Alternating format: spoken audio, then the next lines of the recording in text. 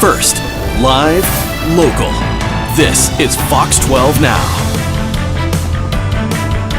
Everyone, I'm Governor. This is Fox 12 Now. We are live streaming here out of the Fox 12 Oregon newsroom. In case you didn't know, April 24th is New Kids on the Block Day. It was declared that in 1989 by Dukakis. That's how long ago we're talking about, in Massachusetts, for the New Kids on the Block. And they have been in Vegas performing at their residency for a while now, but they're going to be remixing that for the Right Stuff Remixed. I had a chance to speak to John Knight of New Kids about just what that means, what it means having so many fans for so long, and a whole lot more. Here we go.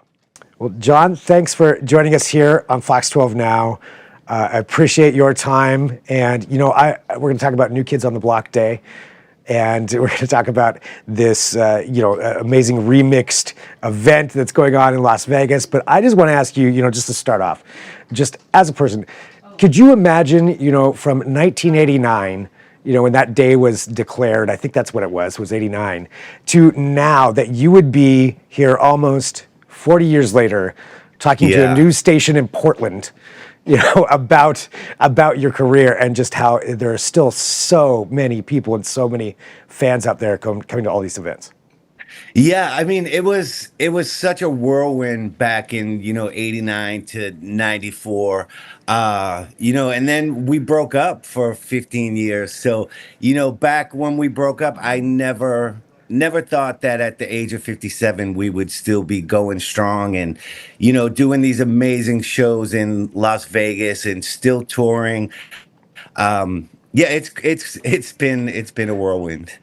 What do you think it is? I mean, well, I guess let me ask it from your perspective. What for you is it that keeps you guys going? Because I mean, let's be honest, like a lot of bands or a lot of groups don't stick together. Like they end up all hating each other or something, you see the stories all the time. So how is it, that you five have stuck together for this long? I think we just have such good respect for each other. And, I think that the important thing is that we were friends first. We've known each other since elementary school. And, I think we've just really learned to treat each other like family and brothers. We get on each other's nerves occasionally and, fights break out and stuff. But, we've learned how to respect each other and listen to each other. And if there's problems, we work it out like a healthy family. Yeah, well, I mean, yeah, since grade school, I mean, that makes perfect sense for doing that. So there's that perspective. Now, what about, the fans? You have some ravenous fans that will go to everything that you all do, always there, supporting, and you put on a great show. But, what do you think it is about New Kids on the Block, the music, the performances, you five, that has really just captured the audience for this long and is still, I would imagine, growing? Yeah, I mean, well, I think, we always treat our fans like they're part of the family. And I think, just in our everyday life and on stage and stuff, I think, they see that and they feel like they're a part of this family. So they've been with us since they were kids as well.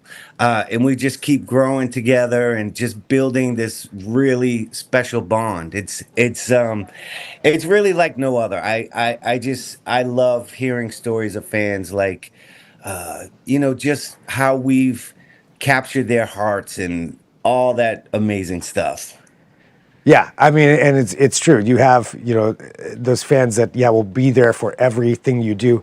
Okay, I've got a question to ask just about this, because I would imagine you've met, many fans. You've probably had a lot of people bring you all gifts. What's one of the, I don't want to say strangest, but one of the oddest gifts maybe that stands out to you the most? Oh, I've never really received something odd.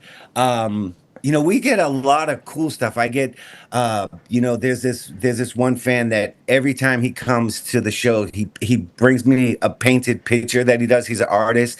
And, I just have such a great collection of his art, which is awesome. I don't know, just I think it's really sweet that fans can share with us, and they open up. And a lot of the letters that I read, just their stories and how we've helped them get through bad times. And it's those things that keep you going, really. For me, it's just so inspiring, and that just such a simple act of us, singing on stage, or giving hugs, or taking pictures, or saying hi.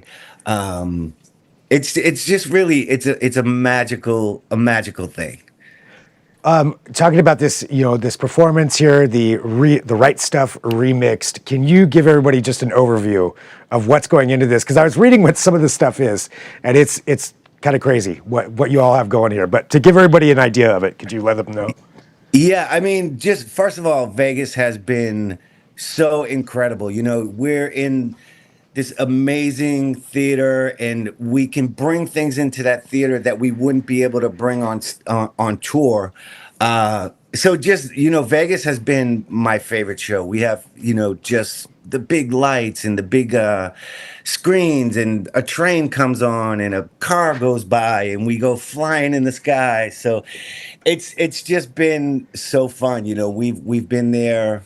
I don't even know how long we've been there. It's been a year now, and we're getting ready to wrap up our next two legs.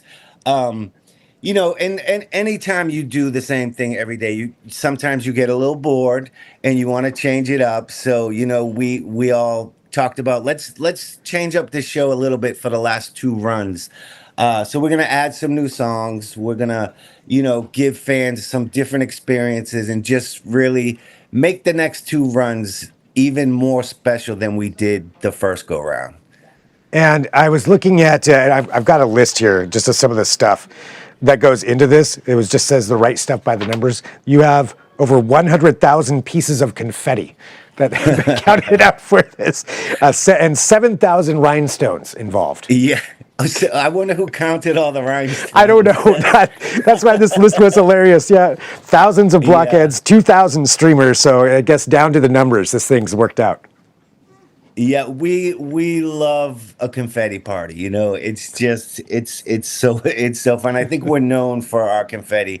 I'm sure the people that, when we tour, the people that have to clean up all the confetti after, they probably like so happy when we leave town, and they probably like, don't come back with that mess. But it's just a fun element in the show. And Vegas, we can wear a lot of sparkly clothes that we wouldn't usually wear, but they fit. It just looks Yeah. amazing when the light hits it and stuff. So it's it's been really great.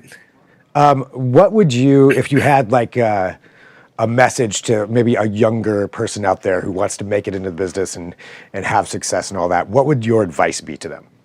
Yeah, it's so funny because today everything is so different. We have the social media, we have, you can record music on your computer.